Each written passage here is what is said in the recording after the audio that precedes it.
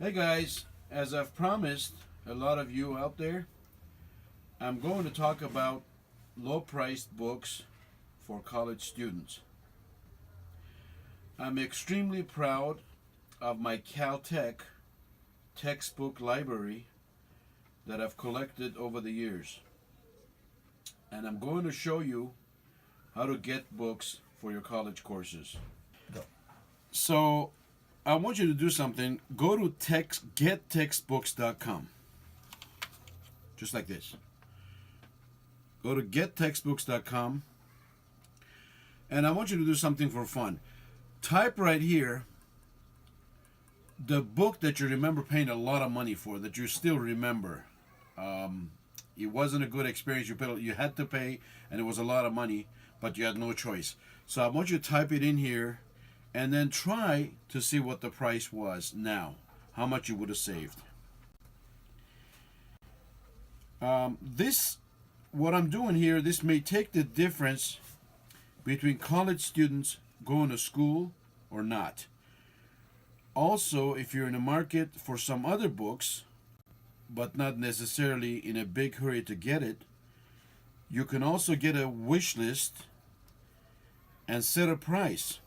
And when one is available at the price that you want, gettextbooks.com will email you notifying you of that.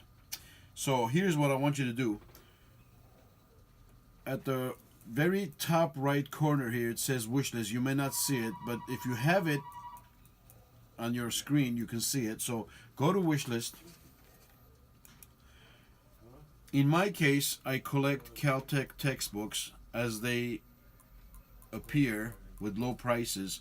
As you can see, I have 323 books. Well, some are something else, but most of them are the textbooks that I love to get. But I don't have a lot of money, so what I do is I wait till they're available at a very low price. Incidentally, this is shipping also. So this is everything you're going to pay. I'm going to tell you a side note. If you go to this little bar down here and pull it down here to the center, like so, this will give you the average price of the entire book collection that you desire to get. So let's say $40 times 300 books, that's $12,000, which I do not have. So this is the problem. These things are so expensive if you want to get them all at the same time.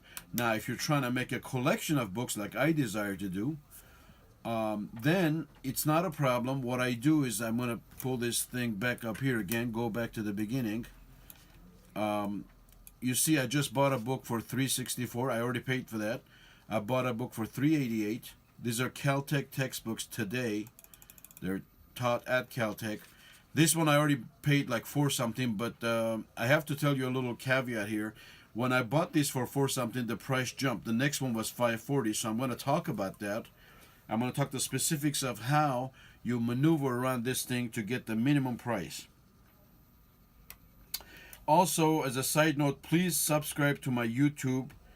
And what I want you to do is comment on how much you saved each semester, if that information is available to you, so you can help others. We're really trying to help everyone go to school here, because this may make the difference of college kids going to school and not going to school, or not taking enough courses, and it's going to just prolong their stay at school. It's going to take years and years. So that's what I'm honestly trying to do here. Now, how do we maneuver around this to get the minimum price? First, you have to remember that timing is everything. Now, what do I mean by that? You must order your books the minute you find out what book is required. The reason for this is that as others buy the same book, the price jumps. So it's like the stock market. So you need to get creative in finding out early what books are required. Second, how to know if a book is really a good deal is that if the lowest priced book is priced much lower than the next 10 or 15, I'm going to show you something. I may not find the exact same example, But we're gonna do this. Let's say the very first book that's really cheap here, 364. That's a very good deal for a book. That's shipping included, by the way.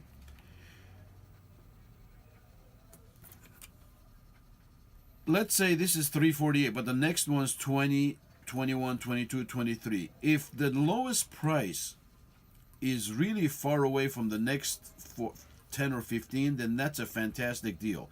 In this case, these are all same price. And I have to tell you something else. Let's say your favorite is one of these vendors right here, AbeBooks or eBay or whoever. See, this also gives you a choice to go with eBay or AbeBooks or whoever. You know, I don't particularly mind. I just get the cheapest one. Now, I have to tell you something else very important. When the shipping says 0, please double check to see that it's not a digital copy. Okay, so let's go to eBay, one of my favorites. Let's go to eBay and see if this is a book or it's a digital copy. In this case, I know Better World Books, this has to be a regular copy, not a digital copy. And how we know this is that when you scroll down, it says very good, a book that does not look new. So it's not a digital copy. Please be careful. Don't be disappointed when that happens. So we're going to go back here again. One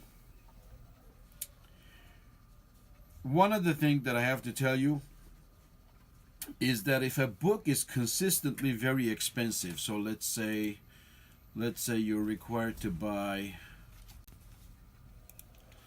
one of the expensive books, and this happens, and I'm glad I don't have to do this in a hurry.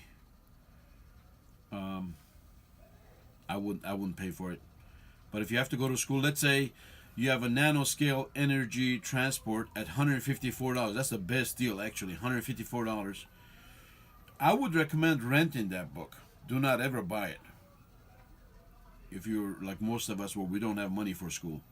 So I would say, okay, in this case right now, the book is $200, but to rent it is $139. So this one's an anomaly. It is an exception. Hope to God you don't have to do this, but you can see how the price is going up, and at most expensive is $331. So 99% of the time you're gonna end up saving a lot of money on books. I've enjoyed talking with you. I hope this helps.